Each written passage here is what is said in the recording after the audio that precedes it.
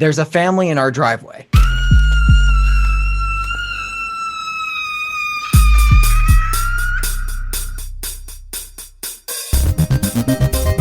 Jason is my son, and today is his birthday. You could have dinner with us. My brother makes good head cheese. Candyman, I get cheese. Candyman, Candyman. We all go a little mad sometimes. Welcome to the final podcast, the last podcast you will ever listen to. We are the creators of the Spooky Pit, the innovators of the Passion Bump, and we are taking you down the dark rabbit hole of all things horror. We are your final bros, Brian Hopwood LaGrassa and Shane, the Texas Tycoon Smith. And we are joined by our producer, Jen. I'm not the Scream Queen anymore. And our Scream Queen. I'm offended. We are also joined by a very special guest. We have Chris from Boy Blue here with us today. Woo! Thank you for having me. Yeah, Pleasure happy to having have you. you here. Are you ready to do some horror movies? Ready Dude. to talk us? I am ready. I'm ready, dude. This is one of my favorite movies ever. So For modern horrors, I feel like modern horror is not as scary as some of the older ones. This is one of the scariest movies I've seen. yeah, in so many ways, dude. So many ways. So let me throw it out there for those of you who don't remember. We are kicking off the new year, 2021, with the movie Us. Jordan Peele's second, I believe it's his second. You know, I always think Get Out and Us together. I mean, I like both movies a lot. I don't know which one I like more, but I would say this one is more of a horror and Get Out is more of a thriller. Have you seen Get Out, Chris? Yeah, I actually only saw that recently.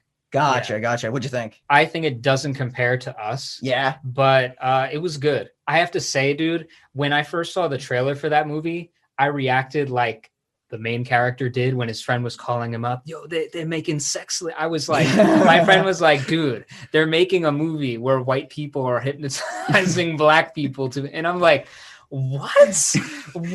So It's bizarre. So yeah, I wasn't a big fan, but when I watched it, like, yeah, the plot, maybe I think the plot is a little outlandish and bizarre, like you said, but the story, the acting, incredible. Very so good. I can't, that movie was great, but I liked Us just a lot better. Yeah, and I would say like Jordan Peele is definitely a come up in this genre. Who would have thought like this comedian would be doing horror? 'Cause he's super duper funny. Yeah. And like, I don't know, he just exploded with horror. And we've seen like younger guys like John Krasinski rise up. And some of these new guys like Ari Aster has become like a dope name. But Jordan Peele is going to be the guy for years to come if he keeps making movies. 'Cause I think, didn't he release like a new movie that he's going to be doing? Well, I don't know if he's directing it, but I know he's helping produce the new Candyman remake that's coming out. Perfect. Is he? Yes. That's so interesting. It was actually supposed to come out in June of this past year, 2020, but obviously a pandemic slowed that. So if everything goes well, it should be coming out August of this year. Well, I thought he was redoing People Under the Stairs. He is. That one I believe he's directing.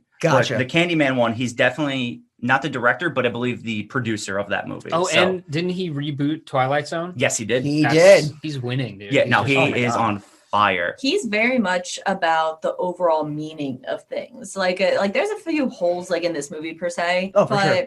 he's very much about the overarching themes of his movies. He loves to put like a big theme on it and hint it throughout the whole film. But he actually there's only like a couple instances, but he did put like some nuances to his previous film, Get Out, in here, which is just like fun if you're a fan of his work. And you know, there's always like a little bit of like comic relief in there too. Oh, of Because, course. and I forgot the character's name in Get Out. And The friend. I don't know. In any case, TSA. TSA, Yeah, yeah, the TSA, TSA that's guy. the character. Super funny. And the main character in this movie, Gabe, is the character's name. Hilarious. Like throughout the yeah. whole film. Cool spin on his movies too, because he's putting people in like certain situations that are totally awkward, totally out of the norm.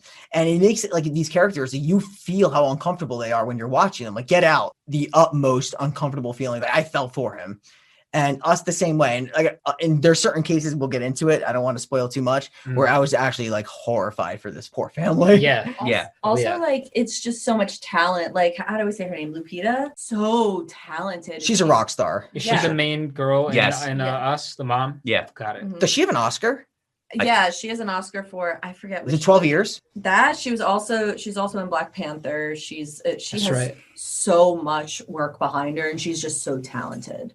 Yeah. For sure. So with all that said, let's jump right into the Spooky Pit. A family is threatened by their doppelgangers while on a beach vacation. This film was released in 2019, as we said, directed by Jordan Peele. It's a horror thriller and stars Lupita Nyong'o as Adelaide, or Red, Winston Duke as Gabe or Abraham, Elizabeth Moss as Kitty or Dahlia, Tim Heidecker as Josh Tyler or Tex, Zora Wilson as Umbre, Evan Alex as Jason Wilson or Pluto.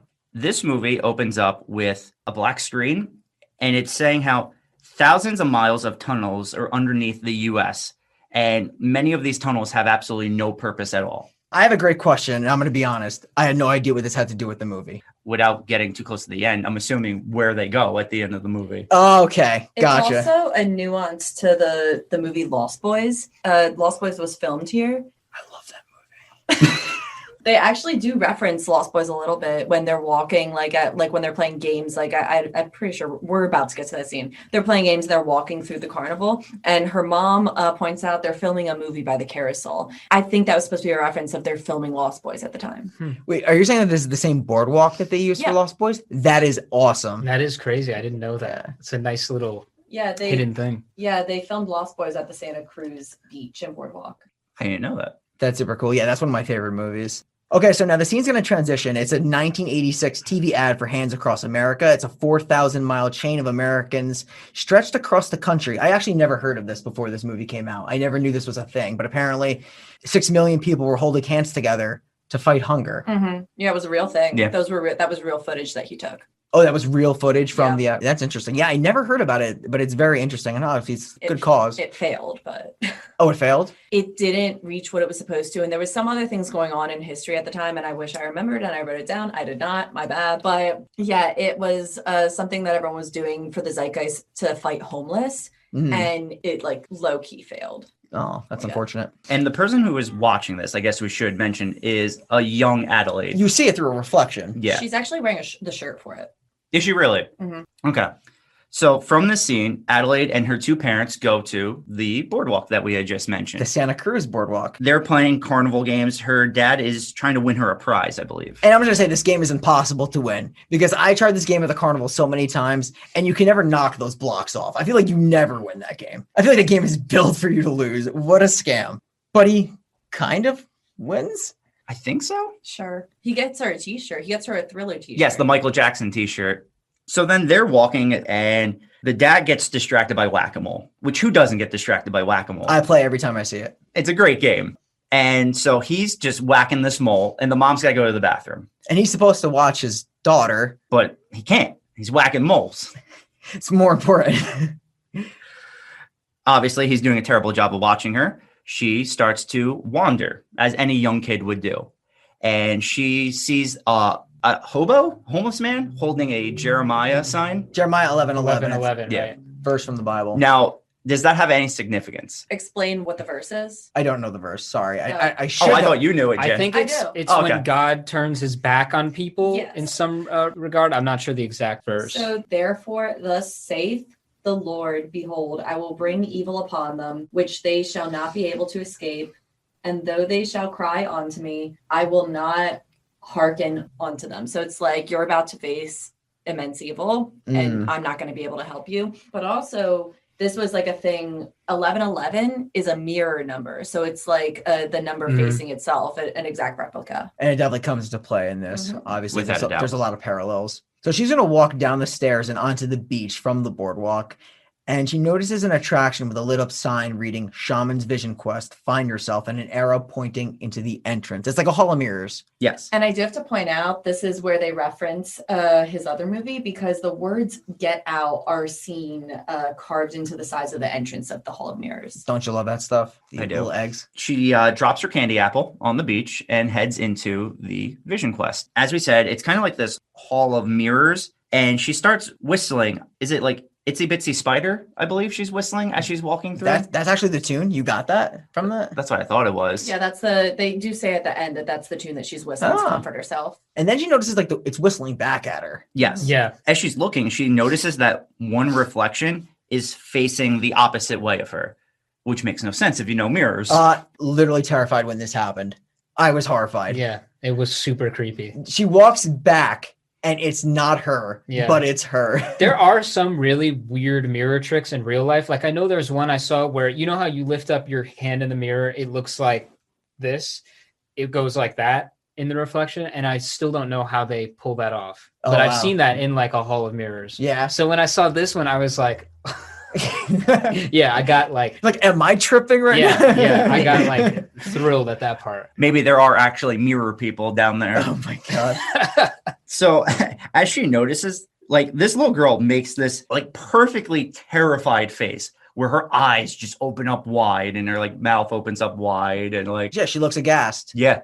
And that's when it just cuts to the opening credits. Yeah, and I want to point out, and maybe you guys can embellish on this point a little bit, but there's like a scene shift to like these white rabbits in a cage, and it kind of zooms out. You see a bunch of white rabbits. There's a few brown, few black. And then I know from that scene, it shifts to the present day. But I know we've seen kind of like this theme of white rabbits. You kind of see it towards the end of the movie too, when they're like in those tunnels that we were talking about. Mm-hmm. I don't really have a definition for that other world they go into, but we'll get to it later. I call it the tethered world or the shadow world or whatever, but I call it the tethered world as well. Mhm. That's what I've written down. they don't really give a times. name for the other world. I She don't think. refers to that world as the tethered anyway. So The tethered. Okay. So now the scene's going to shift to present day. A family of 4 arrives at their vacation home. The father gets out of the car. And I don't know if you noticed, he does like a little dad dab. And I have to point it out because I love dad dabs because they have no idea what they're doing. No, He's such a good, corny dad. Yeah, I for love sure. it. Loving dad, good dad, makes his money for his family, but yeah, you He's- find out he's obsessed with his stuff.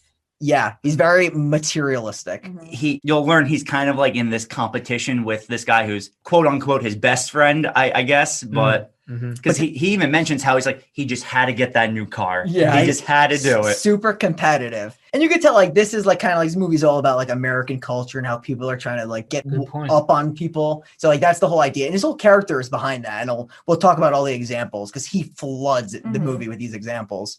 And I just want to say too, what this movie does really well, and what I've talked about multiple times on this podcast, is this movie right away makes you like this family. Mhm. Like Yeah. they seem like a good, loving family that you like care about seeing on screen and that you don't want to see anything bad happen to them, which Yeah. automatically makes the movie more interesting. The next scene when they're in the house eating dinner on the Correct. table. Correct. Yeah. So the fast food that the family is eating is called Copper Pots, and it's a nod to Chester Copperpot, the legendary treasure hunter in the Goonies.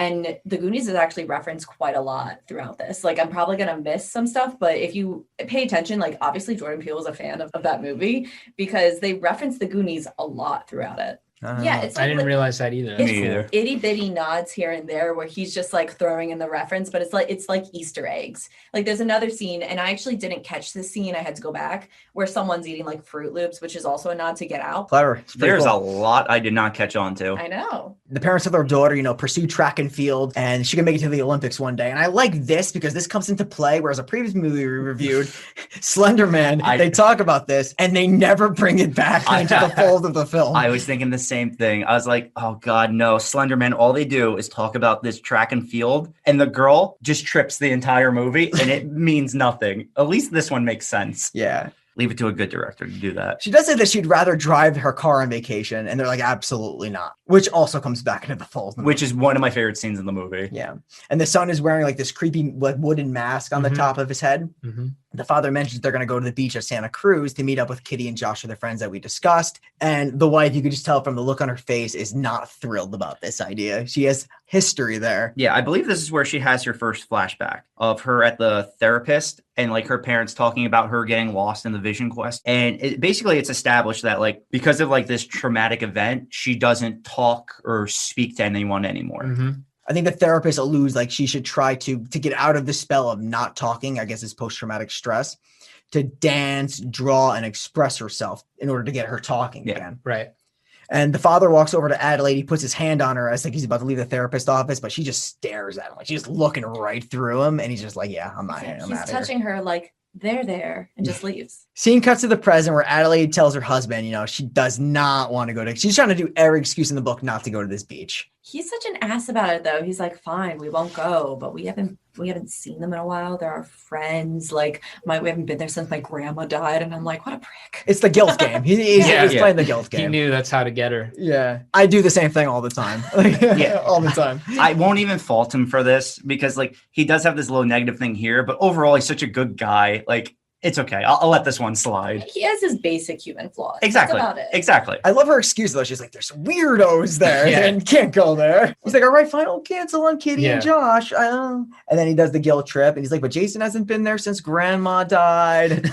Speaking of which, the son's name Jason is a direct nod to Friday the 13th, which Peele is also a fan of. Really? Yeah. Interesting. This guy has a horror history that you I just. know. You got to pay It goes attention. He just goes so deep. Yeah, he does. I'm not even going to get all of them because there's just so much to it. Like if you really want to find them all, I bet you could like just find a list of them online and go back and look. Like even the tape of the Goonies appears on a tower of VHS tapes in the very beginning where we're watching the Hands Around the World thing. Yes, I do remember that because he got like all those like 80s classic movies. Yeah.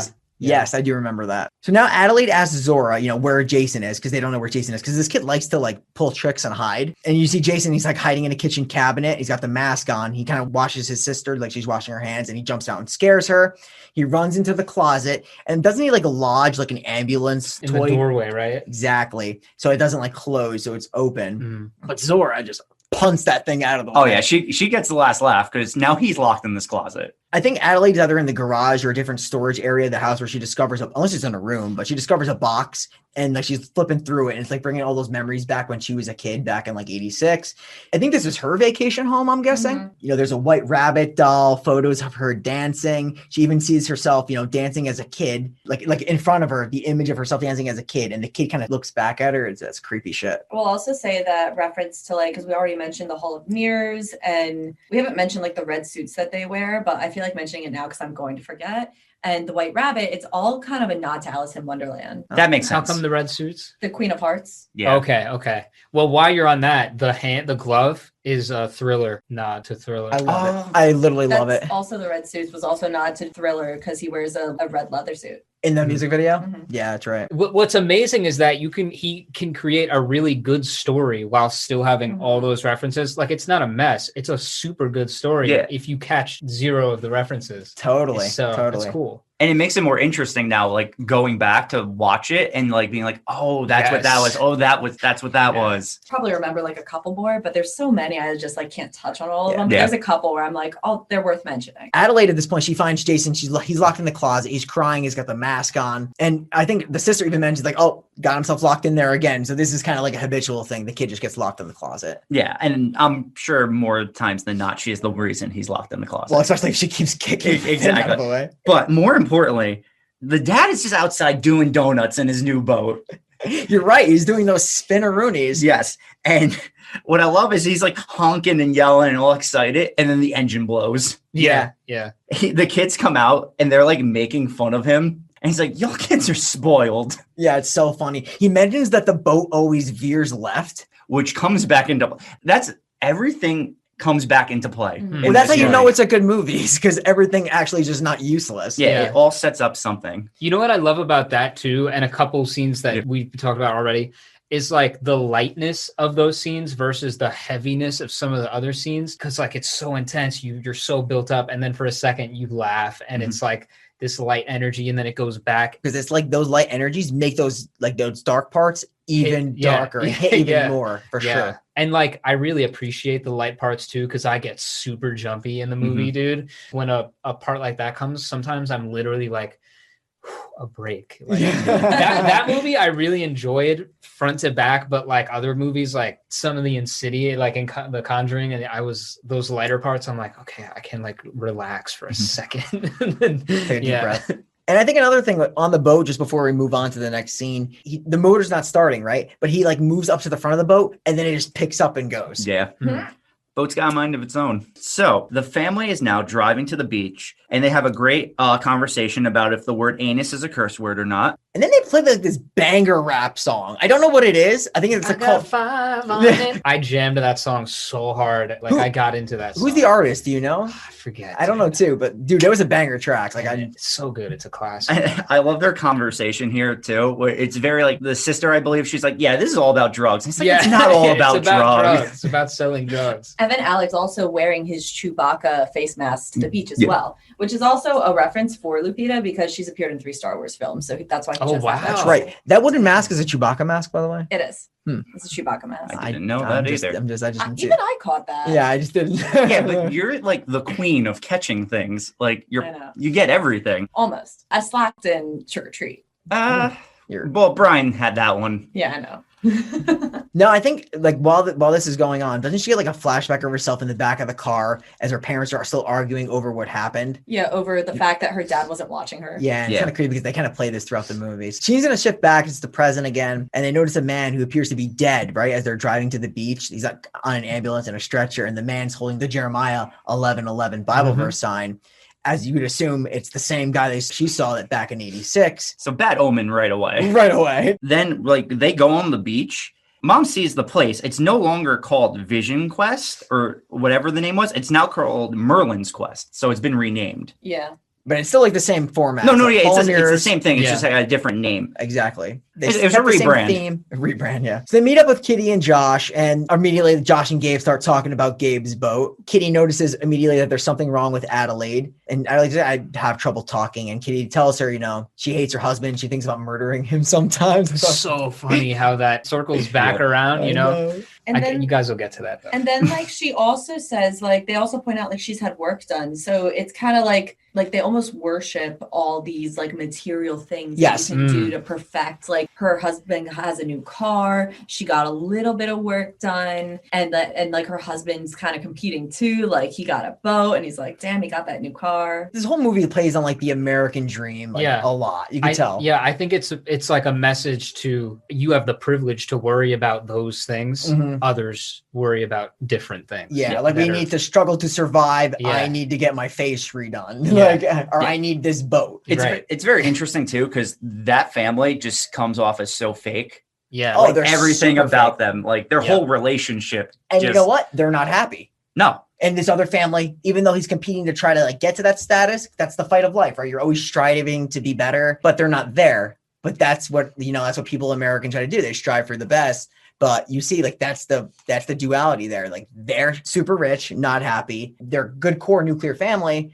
They're struggling, but they're happy. But they might not even be struggling. I mean, they're just not to the level of like the other family. And they're not happy. That's why they keep getting stuff. Like obviously they hate each other. Like even the twin girls are super mean. Oh, they're totally. They're the worst. Because I think even a Kitty, when she's like, I need another, he's like, another already? Was that 4? Yeah. He's like getting her medicine. Yeah. Oh man. I loved him Heidecker though. Yeah. Since like when he used to do the show on Cartoon Network. Yeah, he's good. He's so funny. So now, speaking of the daughters, they ruined Jason's tunnel because he's been working on that thing. They're bitches. Let's be honest. They're not cool. And they walk over to Zora, like, what's wrong with your brother? And she's like, he just has trouble focusing. And then they notice that he starts walking over to the bathroom. And I mean, that's not a good walk. Tuning out what Kitty's saying, Adelaide doesn't see Jason on the beach. She starts to not notice him. And then you see like that Frisbee come flying behind them. And it's interesting because the Frisbee kind of lands directly onto this like circular part of the towel almost perfectly. Yeah, like polka dots. And she's noticing like all these like strange coincidences happening. So Jason's also wearing a Jaws shirt on this trip to the beach. And over his shoulder, when he's doing his slow walk to the bathroom, there's a distinct shadow and it looks like a shark fin breaching the water. The brother Jason also sees this man kind of standing like a scarecrow on the beach. scary part number 2 for me. Because his I'm gonna hands keep calling him his out. like fingertips are like dripping blood in this scene.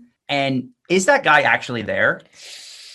At that point, well, they killed the hobo earlier. Like when they're on their way to the beach, That's the right. hobo's being It is put in the him. ambulance. And in this scene where Jason's walking on the beach, this guy in the red suit with like the blood dripping down his hand and he has like the glove on, he's wearing the hobo's jacket. Yeah, so he would be the tethered version of Correct. the hobo. That makes sense. So then Adelaide realizes like her son is missing. So she goes full heavy rain right here. And she's like, Jason!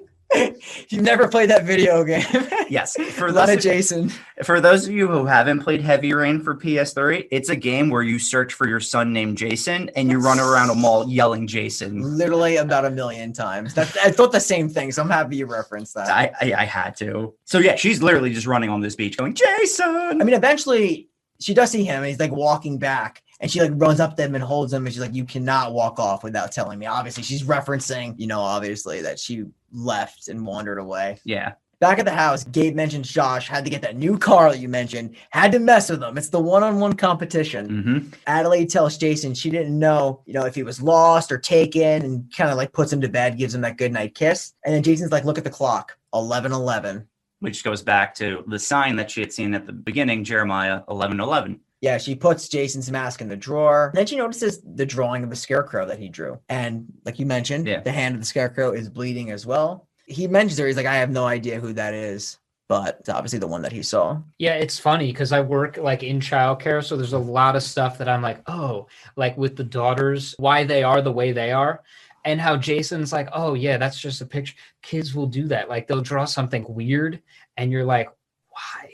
But they're just, sometimes they're legitimately just like, I just drew that. There's no like reason other than that's just where their creativity went. So I thought that was so funny. So while Adelaide is staring out the window in the bedroom, Gabe gets on a bed. Now this is where Gabe tries to, he tries to put on the vacation vibes right now. Yeah, this is where I felt like we were about to get Passion Bump #1 for 2021. She's ain't into it though. No, we don't get it. No, she's like, I want to leave. Like this is the anti-passion. She's like, I want to go home. Yeah, because the way he's laying on the bed right now, he's like, he's ready to go. He's in his boxers, right? She's just like not having any of it. Like you said, she wants to go home. She's having like an existential crisis and he's like, you want to bang? Yeah. He's like, it might help. And I think this is where she gets into the story. Yes, she tells him the story of the House of Mirrors, in 86. And he's like, wow, you're fucking crazy. Yeah, because he never knew this story right before this moment. No, she never told him. She held it up for all those years. Well, for however long they've been a family for, which I'm not sure if they specify, but yeah, because long enough that her daughter's a teenager, at least. Right. So he believes that she got lost, obviously, but he's not believing in this like alternate mirror girl that was there. Right. It's a tough one because sometimes your friends, right, will tell you something really crazy and you want to support your friends, but you don't. Also, sometimes you just can't be like. You're just like, yo, that did not happen. I'm like that. I'm the worst because I don't really believe in ghosts or aliens. Yeah. I'm not saying it's impossible. Sure, I don't know, but I just don't believe Yeah, it. no, that's fair. People will be like, dude, I saw an alien one time. I saw a ghost. The ghost did this. And I'm like, okay. but yeah, so I felt like the dad at that point, but it's so funny because in the horror movie, of course, it's always real. The other person's like, nah, it's not. But of course, they're wrong. Yeah. And, for the most part, I feel like it's always like the woman and then it's like the guy, the dad or whatever, just like trying to be laid back. Yeah. That's why I like when they change it up when it's finally like a movie where the woman says this and the dad's like, hey, you're probably right. Because for the most part, it never happens that way. No. Zora sees someone outside. I don't think it's Zora, though. Who is it that sees? Well, I think the sequence of events that happens is the lights go out. Yes, that's right. The lights go out first. And Gabe mentions, this is why Josh has a backup generator. They keep having this like feud. And Jason kind of like startles Gabe. We lost power, Jason, go to bed. And he's like, there's a family in our driveway. That's right. Yeah. It is Jason who sees it. This is a top 10, like for me, absolute scariest moments when they are literally looking out the window and they see the family of 4 holding hands in the driveway. Yeah. I first saw this in my room not even too long ago. I didn't see this movie on release. It's on HBO. Yeah, right? it's on HBO. It's on HBO. I was in the room, lights out. Dude. Lights out. I could never. After I saw it, I'm like, wow, that's creepy. But then like I'm thinking, I better not walk out my room and see my family holding hands right now. So hold up. Did you see it in the theater? I saw it in the theater. Tell me the whole theater at that part wasn't like, oh, like everybody it was like holy gasped shit, here we go. Like when I saw this, it was like the theater was packed too. Yeah, so it's which is the best way to see a horror movie in theater was when you're getting those reactions, especially when shit hits the fan soon. Like I saw this for the first time last night. And honestly, most of these movies I have to watch while working out because I get severe anxiety. Like in November, we just had like a cult month, and which is not my cup of tea movies. Okay. I was tortured. Like I could not. Well, I was watching the movies like this the whole time while lifting weights. Yeah. I was like, I have so much anxiety right now. Sorry about that. Thank you, Shane. But yeah, so like Adelaide is kind of freaked out. She's like immediately calling the police, which honestly I would too. That is terrifying. That's a normal reaction. Like you're supposed to call the police, and Gabe's like, "What? Why are you calling the police?" It's like, excuse me. And it's so funny because that's one of those towns, right, where the police, probably like one dude in the office drinking, one sheriff's department, and they're like, all right, we'll be over soon. A family in your driveway, whatever. You know what I mean? Yeah, that's true. Like, that doesn't she call the police and like they like don't even answer? 14 minutes. 14 minutes. That's right. 14 minutes to get there. So it's just so like mapped out with real life on that. And what I love about this scene too is the mom is like ready. Like she instantly tells Zora to put her shoes on, like knowing like if shit goes down, be ready to run or get out of here. Like she's preparing. She's got a gut feeling. Yeah. You always trust your gut feeling in dangerous situations because you want to be prepared for the worst. And that's what she's doing. And he's like, let me just walk out. I'll talk to them. I do love this part though, because when he goes outside with the bat and he's like, you gotta get out of here. And then he's just like, if you want to get crazy, we can get crazy.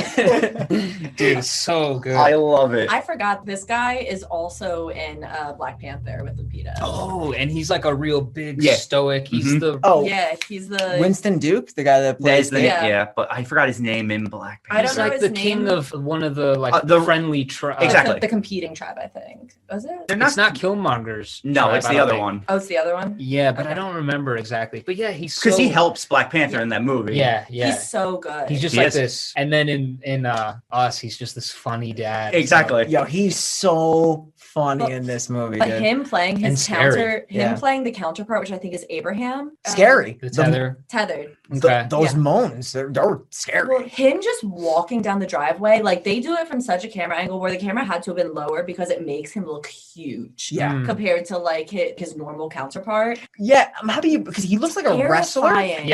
And like you have Gabe who's got like this dad bod, right? Yeah. And the other guy, he looks hulking. It's so interesting what you can do with angles, right? Because like he's this big, strong guy as both characters, but one they capture like the innocent dad, and one they capture like this real tough guy. When they have Abraham coming on screen, they have the camera angle lower to make it look like, or a couple of feet at least, So taller interesting. than Gabe. And then Gabe, they'll film at like straight on. Like, I don't know if they did this on purpose, probably though, because I'm how sure clever he is. They'll film Gabe straight on because we know Gabe is bigger than the rest of the family. Like, he's not a small dude. No, he's actually a pretty tall guy. But if you film someone face forward, it gives the illusion, like, it doesn't really make you look taller. It maybe it'll make you shorter unless you're standing next to people, but they film Abraham from a lower angle, so it makes him look a few feet taller than Gabe. And he's got like this beard too. It's terrifying. Yeah, for sure.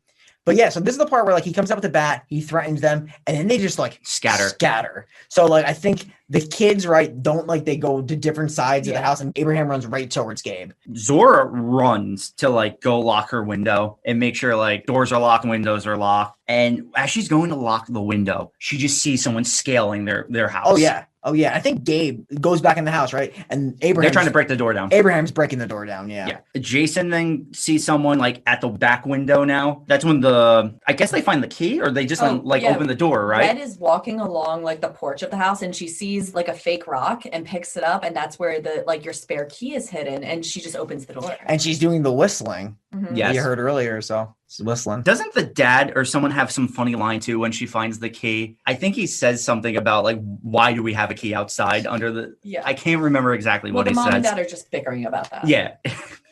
In this life-threatening situation, they're still having this like little spousal bickering going on. Yeah. So he tries to like defend him from opening the door, but he just overpowers him. I'm pretty sure he hits him with the bat. He does. He takes the bat. He hits his leg pretty hard because what they do good in this movie is he consistently throughout the movie like favors like walking on that leg. Yeah, like he carries those injuries. Exactly. Over. So now I think there's a cool shot here. It revolves around the whole family of the house as the shadow people they're like taking like over the house. They're breaking in. They're all coming in. Now I'm pretty sure the family walks in, right? They're wearing these like the red jumpsuits. Mm-hmm. Yeah, they're creepy. And Red is holding the scissors, right? Like, is she holding them like by the scissors, or is she just holding them upside down? I think she's holding them by the scissors. Yes, she's kind of almost holding it like you would carrying out a cross in church, just holding the scissors out in front of her like that. Like a bouquet or something. Something like that. And the way they walk is so like structured. It's hard to explain. Like they're walking with like intent. Yes. So the scissors that the doppelgangs like use during the film, it's a reference to The Tale of Two Sisters. Okay. Yeah. That movie is incredible. Could also be a reference to Dead Again. That's a good one too. Yeah. That one I haven't heard of. Tale of Two Sisters though is an excellent movie. I know that Pluto, which is the shadow boy, breaks into the house. The family And you notice like right away, like this family looks oddly similar. As we mentioned before, they're doppelgangers, but they look very close. There's some minor details that are changed here and there. And then you hear Red and she starts speaking in this voice. She sounds like kind of like she's like struggling to breathe. Oh, do you know? I think, yeah, in the beginning, when she's a little girl, the girl, her tether grabs her throat. I think that's it. And like, her voice, I think, is damaged later when she's trying to speak, and she's the only one that can speak, which is also weird, right? But I guess that's because later you find out. So I don't know if that's definitely right, but that is 100% what I also thought. It's a good theory. I don't think they confirm it though. Okay. But the actual I'm with you. Lupita actually based Red's voice off Robert F. Kennedy Jr. and specifically the spasmodic dysphonia. Just throw it at us. From. I mean, we get words wrong all the time. It was a disease that damaged his windpipes or lungs. Like, I don't know the specifics of it. Google it if you want to. Tell us on Instagram what it is, or if like you work in the medical field. But yeah, that's how she based Red's voice. But she did such a good job. Oh yeah, she's terrifying here. It was super scary. Yeah. Holy crap, dude. When they finally show them across from each other, like going around the house, and then they're finally cornered and the family's on the couch and the other family's up. Oh my God. That moment, you're just like, what is going on? Yeah, exactly. There's no like reasonable explanation for anything at that point, and it's just so scary, dude. That was probably the peak moment, the peak WTF moment for me. Oh yeah, of the movie. Yeah, it's terrifying because you're thinking in your head like, man, if I was in this situation, it's like, what would I be doing right now? I'm like staring at myself. Yeah. So I'm going to explain what Red says here. She says, once there was a girl. The girl had a shadow and they were connected. The girl would eat warm food. The shadow would eat rabid bloody. On Christmas, the girl received nice toys, while the shadows, their toys were sharp and they would slice her fingers. The girl met a handsome prince and fell in love. The shadow had Abraham, and it didn't matter if she loved him or not. Right. The camera shows the father, who the mother mentions was connected to the girl's prince. The girl gave birth to a beautiful daughter. The shadow gave birth to a monster, Umbre, who's obviously Zora's shadow. The girl gave birth to a boy, but she was given a C-section by the doctors. The shadow had to do it herself, which is sick, and gave birth to Pluto, who loved fire. So that's just a little context about like the parallel doppelgangers here versus the four main characters in this movie. So as soon as the dad hears all this and he's like, okay, clearly let me offer them money, cars, boats, whatever they want. And this is exactly like what I'm saying in terms of like how people act. Like we'll just pay it off. Like, yeah, like that can do it. Like that material thing is going to fix these problems. It can't. Yeah. And the shadow people want them to know that you're not getting off. Yeah. By just like at some point, there's probably no getting even with what went wrong, you know? And it's really interesting the way that like Red and her family is handling the situation, because it like when we see other tethered people, they don't do this. They just kind of go for the kill. They don't really play around with the people they're doppelgangers of. We will touch on that. I was going to say, because there's definitely a reason for that. Yeah. So we will get into that. Obviously, though, like we said, the tethered don't want anything that Gabe is offering them. I do love how he offers them the fucking boat. Yeah. It's like, what the fuck are they going to do with the boat? I mean, it's a good boat. Is it? Not really. They can't even, the motor stops. Oh my God. When the dad is offering them like all of his material things, the daughter's like, Dad, no one wants the boat. But since they don't accept it, Red then tells Addie that she has to handcuff herself to the table. And she doesn't want to do this at first. But then the big guy, Abraham, he just grabs the dad and drags him out of the house. He puts on his shades, doesn't he? Like he just puts them on. And then he just grabs him and drags him out of the house. Red tells Zora to get up and run, and she just runs. And then Umbre, who's the fastest walker, like honestly I thought Michael Myers was a fast walker until I saw Umbre here.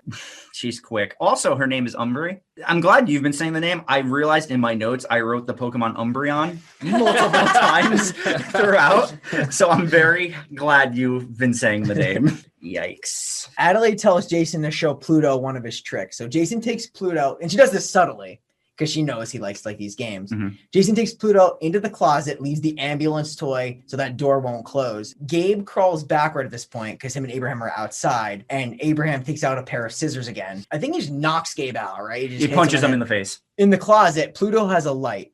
And so now you can see because he illuminates kind of like the darkness here. He pulls down Jason's mask so he has it on. And then Jason tries to show him a trick with it's a lighter, right? Yeah. I think so. but it doesn't work. I think it's supposed to be like a trick lighter, though. A trick right? lighter, That yeah. like Right. instead of lighting a fire, it's just supposed to do like a quick spark or something like that. Yeah. But then he goes to take his mask off, and simultaneously Pluto does the same. And then you see half of his face is all like burn scars. Mhm. Also, the only two like of the doppelgangers that mimic each other almost perfectly, and it could be because like they're younger and more childlike, but like Zora and Gabe and everyone, their doppelgangers don't just sit with them and mimic their movements. Like Jason's the only one that him and his doppelganger are more connected as children and are kind of like mirroring each other the whole time. That was the one thing I really didn't understand in this movie. I think it's because they were younger. Yeah, I mean that could be a good explanation. But I heard a theory that at some point they may have been switched, because if you notice, is this a spoiler? No, Or- you're good. You're good. You're You're good. You're good. good. the mom and the son have some kind of connection that the other family members may not. Well, because she takes him later. She takes him downstairs. Yeah, true. Yeah, that's true by the end. But I Yeah. feel like, I don't know. I thought that. And then the lighter thing, I also heard something where that's why his face is burned, because he's doing this constantly trying So to he get had it. burned But he his never face. really, yeah. Oh, that's true. Because if they're mirroring each other down there, if the normal sun is constantly lighting it, but it's too close to his face, the kid is probably constantly lighting matches and burning his face. Yeah, Oh, yeah. that makes a lot Or of he has sense. a lighter that works. Mhm. Yeah. Isn't like Us the perfect name for this movie too? Oh I my feel God. like it's spot on. It's like Whole so thing is spot on. Yeah. So as Zora's walking, Umbre appears with the scissors. Now she was like kind of running in the street. They get on both sides of the car here. Zora looks kind of like through the car window, and Umbre kind of lowers herself out of the view. Zora goes to look under the car, which I would never do. I would just like try to No, run away. because that's exactly why Umbry gets on top of the car, because that's always going to happen. Yeah. And then a man walks out. He's like a little comic relief. The guy walks out. He's like, "Get off my car." Yeah. And then Umbry just brutally stabs this man in the middle of the street. Yeah, and I don't even think like Zora stays. I think she just leaves. Like Oh, she does. she's out. Which I would be out too. Yeah. And now I think Red is telling Adelaide she's been waiting for this day a long time. I think she calls it the untethering, Yeah, she does. Mhm. which is a cool name. The scene shifts to Gabe now. He's poking a hole through a garbage bag. He sees inside. He notices Abraham because he's like literally in a garbage bag. He's just trying to seep through. Well, yeah, at this point, Gabe's like, man, I've seen 8 seasons of Dexter. I know where this is going. I'm getting out of this bag. And Abraham, maybe he wanted that boat after all. You think so? I don't know, like, Yeah, he's maybe. working it. He's working it better than Gabe. Well, to be fair, if he's supposed to be an exact shadow copy, Gabe loves that boat. Abraham's gonna love that boat. Yeah. I called him Arthur. God Or- damn it. Or she's going to hate it. That's Yeah. true. Mhm. Wait, why would he hate it? Oh, you'll find out. Oh, yeah. Okay, I see where you're getting at. So the motor stops, and as Abraham goes to fix it, this is an opportunity. He's standing on a rope. Gabe gets up, and he hits him in the face with a bat, sending Abraham into the water. The rope obviously catches onto his foot, and then that motor, because the boat starts up again, and it also sends Gabe into the water now. And now I think the scene is going to go back. Like Jason Yeah. tries to get that lighter to work. Eventually, it sparks. He runs out of the closet, removes the ambulance toy, closes the door, locking Pluto into the closet. Which then leaves to Red having to leave Adelaide to go check on Pluto. That scene is so funny though, because Red has Adelaide's head like down on the coffee table and she's Mhm. pushing it so hard Oh, right. that it's cracking, and they're kind of just having a conversation. Like everyone's just kind of interacting with their doppelganger, but then they hear Pluto crying and Adelaide's like, "That one's yours." I like that, like, they show that Red is a mother and goes and checks on Pluto. Mhm. So then we cut back outside, and this is where it all comes full circle, because the boat veering left, the boat has now spun around in the water and is coming back towards Gabe. Oh yeah. It's just those donuts. Is this the part where like he gets back on the boat? Yes, Abraham because- pops out of the water, right? Yes. Gets behind him. He tries to stab him with the scissors. Mhm. But he's able to start up the motor with Abraham like right there. So it just kind of like slices up Abraham. Propelled, right? Yeah, he gets propelled. Maybe he didn't like that boat so much. Nice. See, that was good. That was good. Adelaide handcuffed to the table. She's able to break away from the table. She escapes. She grabs the fireplace poker. Walking through the house, she finds Jason, but also spots Pluto. And I believe that she blocks his path. She knocks over a bookshelf, creates some separation. Doesn't really block the path. He can just go under it. He walks on all 4 legs. I'm surprised he could probably just like do like a conjuring on Yeah. the ceiling or some shit. Oh my God. But yeah, so they run outside. They meet up with Zora. They hear the boat because Gabe is on the boat, and they head toward the boat. They get on the boat and they just leave. And at this point, you see Red walking on the dock. You see the shot of Pluto and Red as they get out. And the movie ends. No, because now we got to see what happened to the other family. We have a lot of the movie to go. We are now cutting to Kitty and Josh. They're having a great conversation with each other because they're a very loving couple. Oh, you can say that. Totally happy. Kitty's like, hey, I heard some like rustling outside. You want to go check that out? He's like, what he says next is just so ridiculous. He does actually look out the window, definitely joking around. He's like, you see something by the car, and it's O.J. Simpson. He's like, oh no, OJ's here. We got to go. And then in the background, it's not an Alexa. I don't know what they call it in this movie because I forgot. right. Ophelia. Ophelia. It just starts playing Good Vibrations by the Beach Boys. Yeah. The two daughters come out and they're upstairs. Before they even get to say anything, their tether just comes in and stabs both of them in the neck. That was creepy moment number 3 for me. They come out of nowhere. Yeah, because like you're not expecting the two daughters to just get stabbed in the neck like the second they're on screen. And this is great camera work too, because the next shot is actually taken from the outside the house. The doppelgangers of Kitty and Josh also come out, and they just butcher them. This whole scene, kind of with the names and everything, is kind of a nod to Greek mythology. So Ophelia's Greek mythology? Yeah, so Ophelia, it meaning help, and wow. the misnomer of being the goddess of love. So I think she's kind of like a trickster in that Gotcha. area. And the scissor could very well be a reference to that of Atropos. And Atropos was one of the fates and would cut the tapestry of a man's fable ending their life. So Ophelia meaning help, like she even like when she's getting tethered, she calls for the police. And Ophelia plays "Fuck the Police." Yeah. Fuck the police. Dude, I laughed so That's funny. hard. I love NWA. It's one of my favorite music Yeah. groups ever. But yeah, I didn't know that. Ophelia, though, is also Hamlet's girl. Mm-hmm. That makes a lot more sense. Yeah, with the movie. misnomer of love, because Hamlet, like that whole like fucked up story. Yeah, also meaning help. Like, and she does the complete opposite. Jordan Peele's killing the game here. He really is. For sure, man. She cries at first when her husband dies, the tether, and then she laughs after that. Yeah. That was so fun. Yeah. It was terrible, but funny. I thought that was some great dark humor. And his tethered immediately puts on his robe. Oh, yeah. Immediately starts enjoying all their things.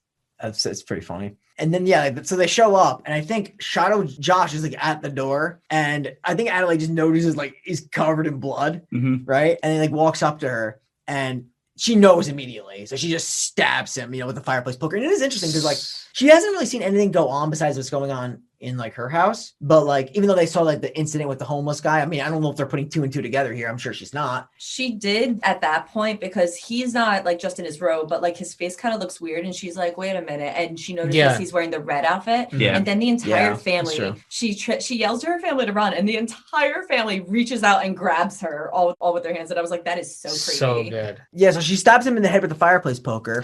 He pulls it out. And I think Shadow Kitty comes out. I'm going to call him Shadow. Yeah, it's or the tethered, easiest, whatever.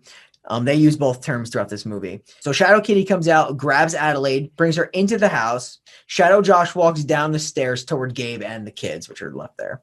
The kids run and enter the house. Zora grabs a putter. They see like Kitty and Josh. They're like on the floor. They look dead. They're covered in blood, but they hear a noise upstairs. Jason picks up like this rock display or like a little statue of some sort, and that's his weapon. She's got putter, he's got the rock statue. So when they get upstairs, like almost instantly, one of the shadow girls jumps out and she just decks it in the head with the golf club and it flips over the banister. Yeah, like this girl's boss. Like, how old is she? She's like fight or flight, and she's like, oh, it's go time. Yeah, potential Olympic athlete here. She's driving at the age of like 4. Kidding.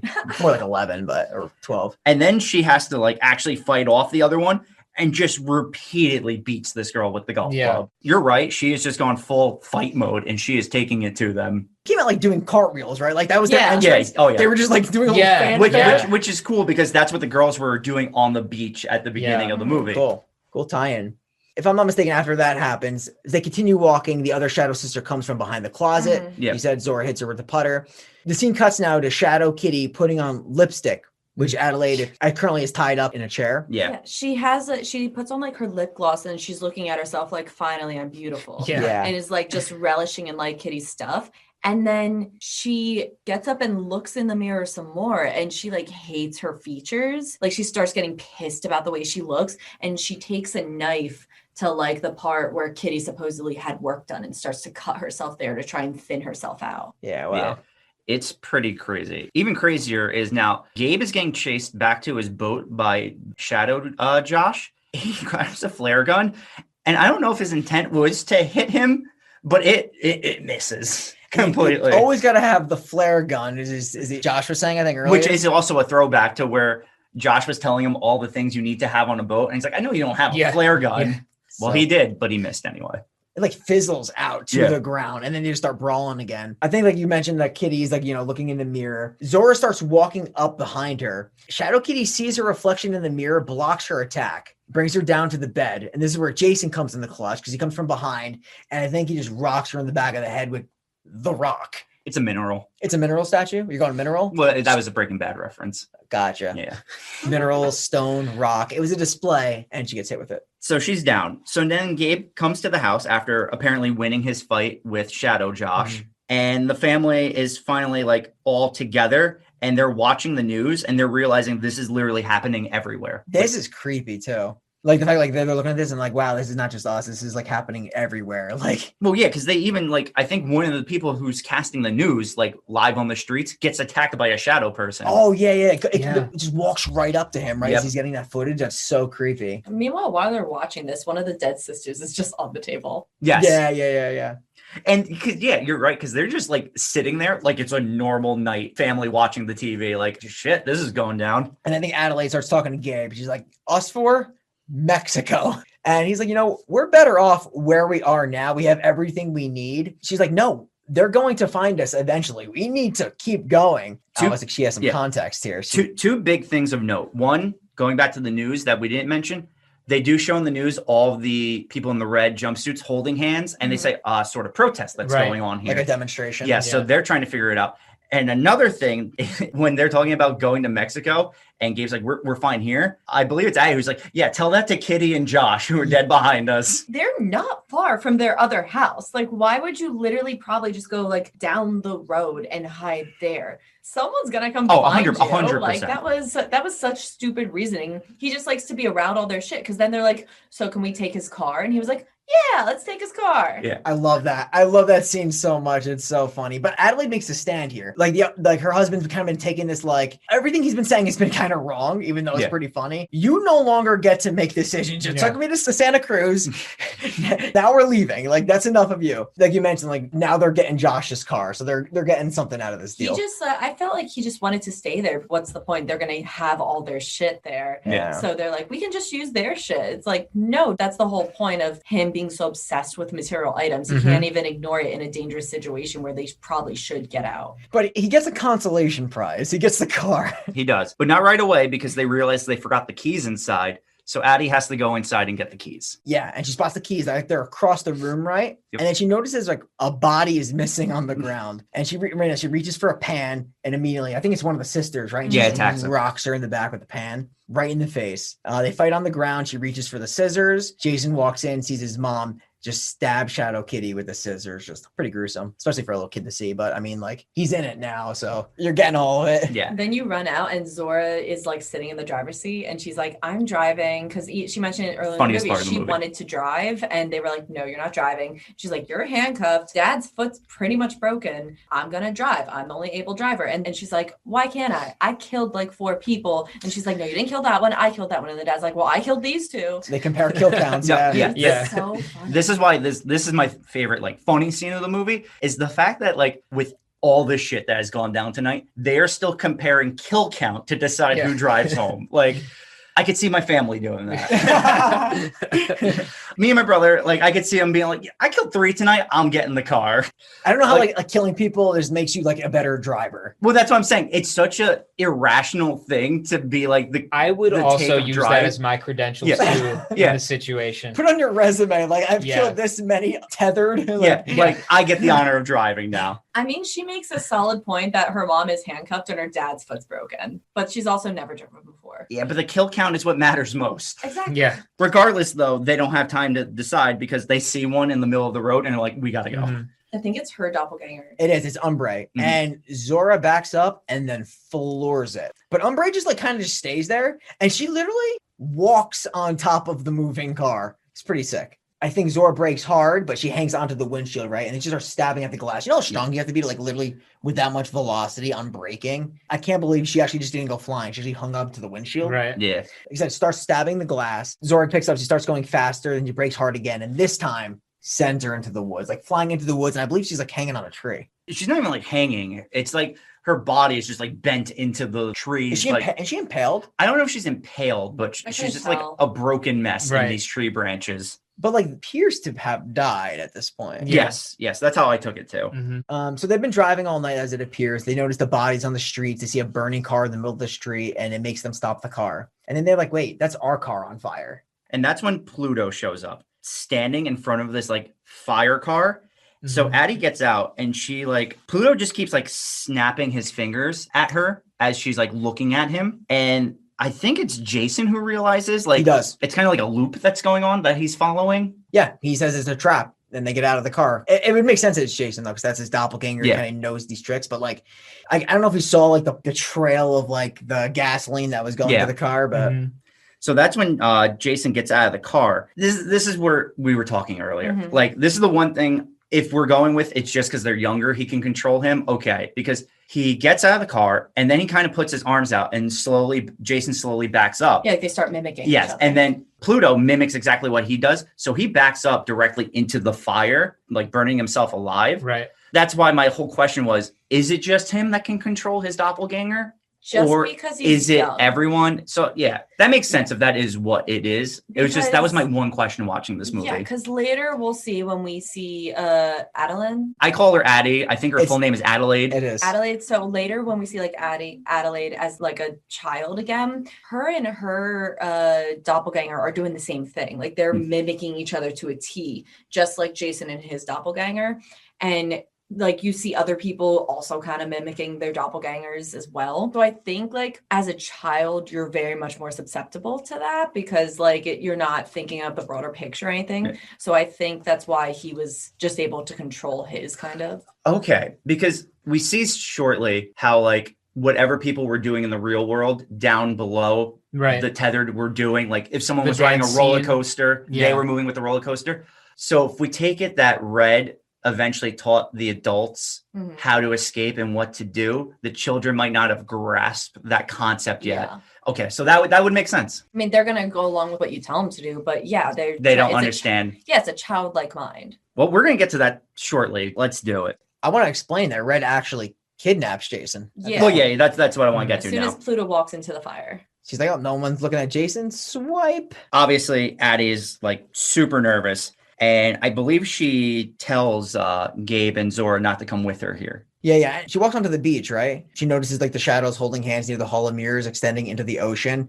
And the Scarecrow shadow is among those that's holding hands. Like the homeless guy with the Jeremiah 11:11. So she goes into that Hall of Mirrors and she sees like a door. And when she opens up the door, the bunny pops out of the door. Yeah, she's about to go down the rabbit hole. Nice. What is this, the sect? Oh my God, let's not do that. Nope. So like, doesn't she like walk through like a boiler room, like down several staircases, and then she sees this escalator? Yeah, no. And it's like she reaches like a hallway. It's full of the white rabbits. Zora notices at this point like another line of people holding hands. Adelaide walks into a classroom, and Red is drawing a line of people with holding hands on the chalkboard. Right. Red tells Adelaide, their people took things for granted, like living with the sky. She tells Adelaide they are human too, but it was humans who created this place. She believes they were able to make copies of the body, but not the soul. The tethered were created to control the ones above. She then says the tethered were abandoned without direction and went mad down here. Red mentions they were born special, which I think is very interesting. And I love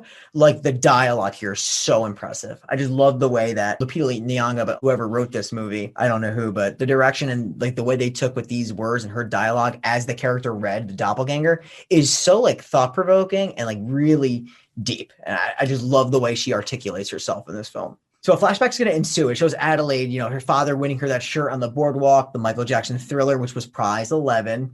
While Adelaide is shown walking on the boardwalk behind her parents, she's also shown walking down in this other place. So you see, and this is where like I'm trying to make it so I'm not completely giving the spoiler away, but I will. You see Adelaide on the boardwalk. At the same time, you see Adelaide in this we'll call it this other place that she's in. It's like, we'll call it the tethered world. The Shadow Realm? Yeah. Is that taken by Yu-Gi-Oh? Is it? Oh. Yeah. That trademark? That's what I'm wondering. Yeah, she notices like her parents are down there. Her father is down there. And we at this point, there's a Red and there's an Adelaide. So, Adelaide is on the boardwalk. Red is in the tethered world. Both Adelaide's actions at the boardwalk and in that other place are mirrored. They encounter the Jeremiah 11:11. I'm calling the 11:11 guy. However, on the boardwalk, the man is holding the sign. In the other place, he's got like 11:11 written bloody on his forehead. Mm-hmm. So it's just like a little darker down there, which is pretty cool. Kind of like they compare the escalator to like the entrance of the Hall of Mirrors, which is pretty interesting. Red mentions that she never stopped thinking about her, of how things could have been. She could have taken her with her. It appears Red, they make it like Red is the girl in the other place, but she's shown the comparison of dancing. Like she's shown dancing when Adelaide was dancing. Like she does her like little dancing recital, and she's shown dancing in the tethered world. The tethered saw that she was different and would deliver them from their misery. So basically, like we'll say Red was this like chosen one that would guide the others out of the tethered world. And as you mentioned, she was born different. There was us. She'd been planning this for years. She couldn't just kill Adelaide. She had to make a statement that the world would see. And then a flashback shows, her preparation. She's like staring at the Hands Across America t-shirt. Yep. Like this is back into the classroom now. She holds that cut up of the 4 people holding hands, and she removes 2 just to show the 2 that are considered tethered together. And she splits them apart. She says if it wasn't for Adelaide, she would have never danced at all. And then Red, at this point, she starts backing towards her quickly. She does like this quick move backwards towards Adelaide. And then she like starts like doing this like little provocative dancing across the classroom. It's pretty creepy. I absolutely love the music and sounds that play during this scene too. And isn't it I know they do it throughout the movie, but I don't remember if it's that part. They do the I Got 5 on it theme sort of, I think with so. Like different instruments, like with a creepier synth and more like dramatic and like kind of like ballet, right? Yeah, notice that exactly. That was like super genius. Their whole fight is her moving in like those ballet motions to avoid the attacks. And she like does it like dodging the desks in the classroom. Like it's so cool the way it's done. She eventually does stab Adelaide in the hand with the scissors and gets her on the chair, and she whispers to her. She throws her. They like kind of tussle a little bit. Adelaide gets up, tries to hit her from behind with the fireplace poker. Red dodges it and attacks her with the scissors. Adelaide blocks her. Red kicks her down. So they're kind of like fighting. Again, they keep on with the simultaneous flashbacks of them dancing. In the hallway, Adelaide sees Red, and she continues to attack her with the fireplace poker, but she's like missing because she's like doing like the ballet, just dodging everything. And with every miss, I think Red is like snipping her with the scissors, right? She's like cutting her, and she's like actually starting to bleed. Like you see like Adelaide bleeding. But then Adelaide finally gets to stab her in the stomach right through with the fireplace poker. Yeah. Kind of like how they started when they first met with her choking her in the mirror. She chokes her and breaks her neck with the handcuffs. Yeah, it's a pretty sick scene. I think it's always gruesome when you see those scenes in horror movies where not only people are getting choked, but they're getting choked so much the neck actually snaps. Yeah. And that's what happened here. And obviously she dies and she screams, but then like she kind of starts to laugh, which is creepy. It's like she's getting some kind of like relief after this. Yeah, happening. Getting rid of her tethered. So right from there, though, she finds Jason hiding in the locker. Yeah. Her and Jason are once again united, and they return to Gabe and Zora, who are still at the ambulance that they left them at. And I think now, they meet back up and they start driving away, right? Yes. And Adelaide starts to have flashbacks to herself as a kid and hearing her parents talk about when she got lost, because you kind of keep seeing these reoccurring flashbacks. The flashback then shows the tethered girl back in the Hall of Mirrors, like waiting for her when she walks in. And like you mentioned earlier, Chris, like she chokes her until she's unconscious, and then she drags her into that tethered world. And you're getting a big reveal here. So yeah, this is the big reveal at the end of the movie, is that Adelaide was actually the tethered the whole time, and Red was actually Adelaide. That's why Adelaide was the only one who could speak, because she could speak before she actually went there.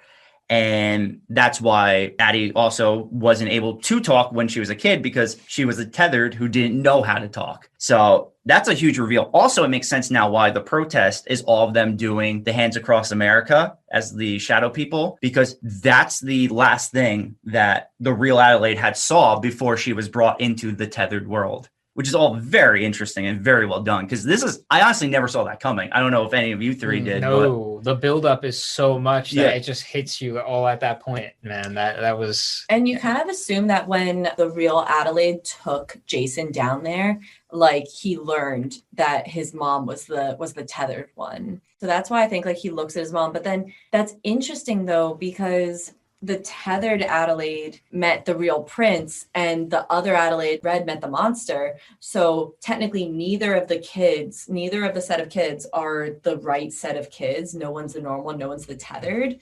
Even though those grew up down there. I never thought I was thinking about that like all day today, and I was like, wouldn't that mean that neither set is the real set of kids? Because the tethered was with the prince and the real one was with the monster. Yeah, they would both be like half and half. Yeah. Maybe because the one set of kids was actually born in the tethered. That's why they were more... Yeah, but then they're both kind of a combination of the real world versus the created world. That's true. Which is why maybe because like her daughter seems kind of normal, but then her son's kind of quiet like his mom. And yeah, it's kind of weird. Well, do you want to get into plot holes yet or no? No, yeah. By the way, this is the end of the movie. This is where it ends. So yeah, we could get right into it. I think the only thing I would like to add before we end is Jason's in the passenger seat. Mhm. Adelaide, aka the tethered, looks over at Jason, and Jason just stares back at her. Mm-hmm. Puts his mask on. Yeah. He kind of just knows there's something's off. Yeah. You can just Like- just looking at her. Like when she was all off beat in the beginning with Yes. like it was kind of like that scene again a bit. It reminded me of that. Yeah, and then she does that weird smile kind of Yeah. At the end. Just like not right. Yeah. Just like not all the way. It's so It's creepy. very chilling. Do you know, I'm sure you guys know, you guys are horror people, the Uncanny Valley. Yes. I've like- heard of it, yeah. So yeah, it's like clowns and puppets. Mhm. It's like so close to being people, but they're not quite there. So it's like your guard is up and you're like, this is creepy. Mhm. Or like a person that you don't trust. It's like that. Yeah, for And sure. she just doesn't she barely misses the mark. And Mhm. so you're like, what's wrong? Wrong I with know. her. Yeah. Dude, but yeah, it's a chilling ending. And then I think the final shot is just like they show like a rolling hill. There's like them all holding hands. Everybody that's tethered. Like Yeah, they're all doing the So Hands Across America. Yeah, and it has me wondering like, what the heck could be next? You know what I mean? Exactly. I Exactly. honestly think that was the end of their plan. Yeah, but like I think Jordan Peele will probably do another one. That would be That- interesting. That would be very interesting. But he's not going to BS his way through. He's not going to do it just because it made a lot of money. He's going to come up with a good ass story to follow that up. For sure. Completely For agree. sure. What were the plot holes? Well, like, I mean, you could correct me if I missed something. No, but of course. I'm I curious was to hear thinking it. about this last night. So like, if you clone me and it's like a perfect clone, I don't think you can really properly clone someone. I think like they clone the sheep and it comes out, they live for like less, unhealthy. Yeah. So like, if you do that and I have like kids with someone who is also perfectly cloned, the odds of the same kid coming out is like damn near impossible. Correct. Right. I So would like, did I miss something, or how does she have the same kids? The way I took it is it's almost like it's its own, because it is a science experiment that was left behind. So it's almost like they had perfected it to be an exact replica. Okay. But since they couldn't talk or like kind of do their own thing, that's why they abandoned it. In this world, they did master the technology to perfectly replicate how a person right. looks for the most part. But did they also replicate the kids? Because even if you replicate the parents and then they have kids, Okay. the odds, you know what I mean? Now I do. Because Like- technically, if the experiment was abandoned, how are they giving birth to the same exact kids? You'll have that a they were- different kid. It's just I won't get into it here. No, but no, the yeah, I odds got are- you. You know what I'm saying? So like I was like, is it still going on in some way? They're designed to mimic everyone. And it's weird because like you say that, you assume that if you leave a certain area, that there's different areas where they did this tethered experiment. So it would be assumed that there's so many underground tunnels that your tethered would literally travel with you, which was kind of a flaw. But it is interesting because I did just do like a quick search because I was just curious. LA does have underground tunnels that are deserted. Yep. Kind of like if you go to Boston, Massachusetts. Boston, really great place to go. Loved it. But you'll see the biggest rats in the world in Boston because there's a bunch of underground tunnels that they used to use for the Underground Railroad. There's probably more cities, like including LA and Boston, that have underground tunnels that have just been abandoned because we don't use those subways. Like obviously New York and Philly has a subway, but there's probably a billion others that like we just don't use. So it's assumed that your tether kind of has to travel where you go, which is kind of weird. And that's kind of a loophole in itself. Who abandoned this experiment? They don't get into it. So that's another huge loophole. Do you guys know about like the mole people? Yeah. Like that, like, is it in LA or is it Nevada? Oh, I have no idea. Like There's people just so live many. in the underground sewers. Like they have whole ass houses set up. I think down that's there. Nevada. Okay, What? maybe I it didn't know is. that. Because this is a while ago. I remember there's a story about this ex-porn star that was like really famous and made a lot of money. And like they found her in one of those like underground tunnels, just living God. down there, like addicted to heroin or meth. Oh God. Because it's its own like society down there where people live, right? Yeah. Probably full of homeless people if you can Oh, get yeah. down there. Exactly. Oh yeah.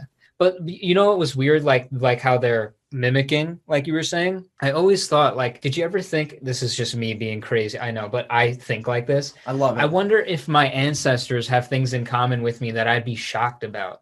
You know, like the nuances of your personality for sure. and how you move. Like, I'm like, wow, I wonder if there's something that I got from so-and-so, you know, like, and then I'm like, what if there was another me? What would we actually have in common? You know, the whole nature versus nurture. If Yeah. we were raised in different places, Would you Would be we like be- yeah. the same person or or completely would we be different? fighting all the Yeah. time? Yeah, like I fight all the time with some of the guys in my band. They're like my best friends, but sometimes I wonder if we fight on that level because we have a lot more in common. Mhm. Interesting. Yeah, but yeah, the whole thing of having a bad version of you, dude, it was. I never would have thought of that. That's so scary.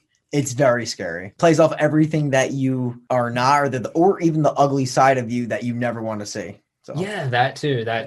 Okay, so I have a question. Let's go. What do you think the message of the movie is? that's deep. Your own I self have is my your own worst answer, enemy. but you're okay. Your own self can be your worst enemy, pretty much. Like I totally get the that. Yeah. overarching theme that I think. Well, yeah, that's the whole thing with like caring about the materialistic things and how it almost makes you like less of a person because you're like hurting like your actual values as a person And because you're worshiping these things in a sense. that don't Yeah. at the end of the day really matter all that much. Yeah, I would say all of these things that you're chasing, they're devaluing what you already have. Which is why they have the tethered who all they want is just to live essentially, like to be like part of society, not just Yeah, hidden underground. Like they're alive, they deserve a shot at a regular life no matter what. Yeah, like they don't want the fancy cars or the boat. They just want life. Yeah. That kind of goes with the whole Jeremiah 11:11 thing, because also in the Bible it says you shall not worship false gods. In a weird way, it would kind of point out that Gabe worships like his material things, his boat, everything, and a speaker that they call Ophelia, and they ask her Yes. for help to call the police, and Ophelia doesn't deliver help. That's a in great that point sense. because a lot of people That's so creepy. a lot of people look at that verse and false god, they'll think of like, pagan gods or Mhm. things like that, but it's You can- money, Yeah. sex, Yeah. riches, draw, like whatever it is. It's all those things. I think those are really good points. Yeah. All right. With that said, let's get into our review of the movie. And so basically at this point, we each talk about what we either like or dislike in the movie. And then we give a rating, like Brian said, on 1 to 10. So I'll go first and we'll work around the room. This movie is as close to perfect as like a horror movie could get, like, especially for a modern day horror. Like there's not many movies, right, that have come out that really compete with this movie. The acting, as we said, was incredible. The camera work that he does, where we talked earlier, how like you have Gabe as this like dad, and then the actor's playing his tethered, but they make him this massive hulking guy, like we said. And it's shot so well. Jordan Peele just does this perfect thing too, like we said, blending the comedy with this really dark, unsettling horror. I absolutely love this movie. I could go on forever talking about it, but I'm sure you guys are going to hit other points. So I'm going to give it a 9 out of 10. Yeah, I'm going to be honest with you. I think you hit every point that I was going to say, and I just don't want to dupe what you Exactly. said. I'm a 9-2 here. I'm also a 9 for Get Out too, by the way. I probably shouldn't have spoiled that in case you do it, because I love both of his movies. But this one's really special. Besides everything you said, I'm just going to go with the horror element. This movie's freaking really creepy. Like I said, I watched this in a dark room, really set the ambiance, and I was actually scared to leave the room. I love creepy moments, and holding the hands in the driveway, Yeah. seeing Shadow Self in the beginning of the Hall of Mirrors, totally creepy because, like, that's not her. That girl's not moving when you're backing up into her. It's a whole nother person. The whole idea of, chasing the American dream, it's, the haves and the have-nots. He explores these things so deeply, and everything kind of that he sets up in the beginning comes back into fold in the end of the movie. I love the whole idea of, having your darker version of yourself. He explores these concepts and these themes very well. It's not a traditional horror movie. There are no tropes. This is all unique material material that he kind of explores. And I'm just super excited to see what he comes out with next, because I know he killed it already twice in 2 horror movies. So I'm so excited for his third. I think my gut reaction, honestly, was a 7, and on like a theatrical, like cinematic scale, I would definitely give it a 9. From my viewing perspective, like I very much enjoyed like the scares, like the whole idea, but I think he really wanted you to focus on the whole overarching theme of the movie. And if you weren't paying attention, if you weren't really like going in depth about the movie, for someone's viewing perspective, they do look at the plot holes, and for things like that, where like they don't not touch on these things, they leave you a lot of guessing room, which I don't like too much guessing room. Like I would have had to, like I went back and replayed a couple things because I was like, that kind of confused me a little bit. Like when she talked about them leaving them down there, and how if you're traveling, wouldn't your tethered have to travel too? Like how does that work? Like that was kind of confusing. So my gut reaction was a 7, but that being said, I would definitely watch this again. So, dude, you gave me a whole list. This was a no-brainer for me. I saw this movie 3 times in the theater. I give this a 10 out of 10. I'm super biased all the way. But like, I loved it because like, it just kept me thinking. When I saw it, I just didn't stop thinking about it till I saw it again. You know, and like Jordan Peele's the only one that I know of, except for like, what's his name? Who did Joker and The Hangover? Todd Phillips? Yeah, yes. Todd Phillips did The Hangover was the best-selling movie of that rated R movie, I think, of that time, you know, until then. And then he outdid himself with the best-selling rated R movie again recently, but a totally different genre. I think Jordan Peele is on that level because he gets you thinking. And like, ultimately, though, I think that the whole play on another bad version of yourself is a good part of the movie, but he has like a duality where both things work, where I think Us was supposed to be, I know everyone touched on it, like United States, that privileged quality that's not okay. And like having no concern for the people, like if the US is here, no concern for the people that are below you, like, under the ground. And I was like, damn, I think that's it. And then I think that the word us also plays on the fact that you're no different from the people in China, North Korea, Africa, Asia. Like it's the same, people are just people. And you know, like the things that separate us are like such surface level nonsense things. Sure. I completely agree with that sentiment. And I never really caught that US thing. I think that's really clever. Because I never picked up on that. At first I was like, oh, so this movie was great, but he's dissing the US somehow. Corny. But then I was like, no, dude, like I knew there had to be more to it. And Get Out was the same thing, just this deep movie. But for me, Get Out, I thought was just more like a horror type thing. And this was just, for me, a whole other level. And the comedy, I loved it. I think we're seeing this new era of young filmmakers make like these deeper horror films because they're probably tired of like the same old like jump scare here, this and that. And like these are obviously they're exploring like thematic parts of they're more interesting to watch of the human condition, which I think is awesome. And I think everybody's gonna want to see this. It's very refreshing. Yeah. So the time has come. We have this segment where we add someone who died in the film to our very own Necronomicon, our Book of the Dead. Does anyone have any ideas who we want to add this time?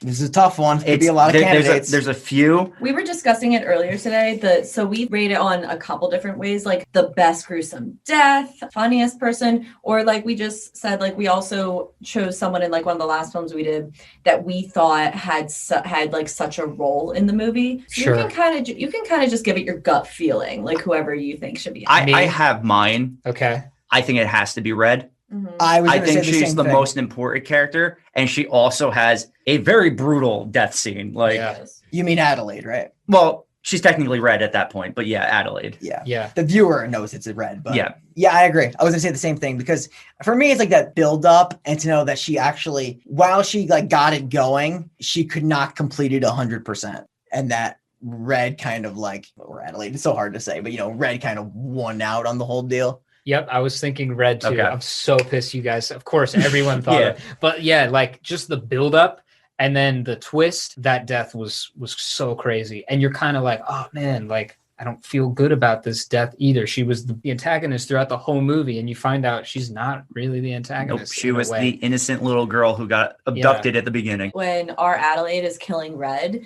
you kind of see like her grunting and her almost reverting back to that. Yeah, so scary. As if it's not all gone. Mm-hmm. Like she still has like a little bit of it in her. Mm-hmm. But yeah.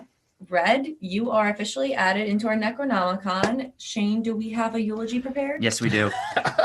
Red, you were a great antagonist turned possibly protagonist at the very end. I know you were kidnapped as a little girl and didn't get to live your life, but at least you almost saw your plan through to the end. And in a way, you were successful, because I think their Hands Across America was more successful than the real life one. So for that, we put you in our Book of the Dead. Amen. Amen, brother. Thank you. Is there anything you want to plug, Chris? We're entering the new year, so just feel free to plug like what's currently out, what's coming out, anything you guys got for Boy Blue. Sure. Well, we just released our latest single, Ghost of Saturday Night, featuring Jared Reddick, the singer of Bowling for Soup. It was crazy. It was a lot of fun to shoot and a lot of fun to release. Sick. Yeah, it's kind of a Halloween theme. Halloween's long over by the time anyone's hearing this. And then this is weird because I'm thinking into the future. Our song Secondhand Smoke is probably should be out by now. If it's not, I'm gonna have to. I don't know. I'll be pissed at somebody. So our song Secondhand Smoke is out. You can check out that video as well. And there's more music to be released. We're sitting on a bunch of tunes right now that are yet to come. So nice. That's awesome. Where can people find you guys? At Boy Blue NJ. If you type that in, you'll find us anywhere: Facebook, Spotify, YouTube, Instagram. Yeah. So Boy Blue NJ. Dude, we thank you so much for coming on. Thanks so much for having me. I think what you guys are doing is so cool. I wish I wish I had more friends working on the level you guys are working at right now. That means a lot, man. Really, thanks for coming on. I love your stuff. Like I said, I think you're fucking brilliant. I love your voice is amazing. You're brilliant at what you do, dude. You're too kind. Now I can say I couldn't have said it earlier. I didn't really know. I peeked at your podcast though before I came, though. Of course. Thank you. Appreciate it. You guys are legit, man. Appreciate it. Very good at what you do. And we had a blast with you here. If you ever want to come back on, have another movie you want to talk about, let us know. We'll definitely set something up again, because this was a great time. Ask the other Boys of Blue if they want to come on. Gosh. I know a couple of them have a couple movies that they're into. I'm sure, but I don't know if y'all are ready for all that. We're not ready for that heat. I'm down. If you guys want to, I'm down. Go back and listen to the Cult Month. You'll see. Okay, cool. Yeah, wild. when people are like, oh, have the other guys get involved, I'm like, oh, here we go. Yeah. Whenever we're doing like stuff together, it's great. There's a beauty to it, but butting heads, it's great. Yeah. No, Cool. That's fair. Thank you, everyone, for listening again. We are the Final Podcast signing off, and we will see you next week in Derry, Maine.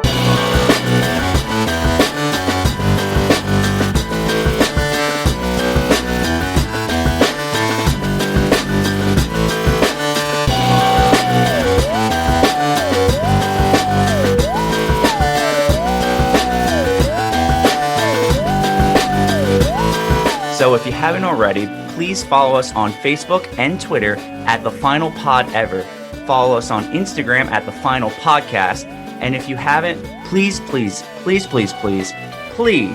give us a 5-star rating on Apple.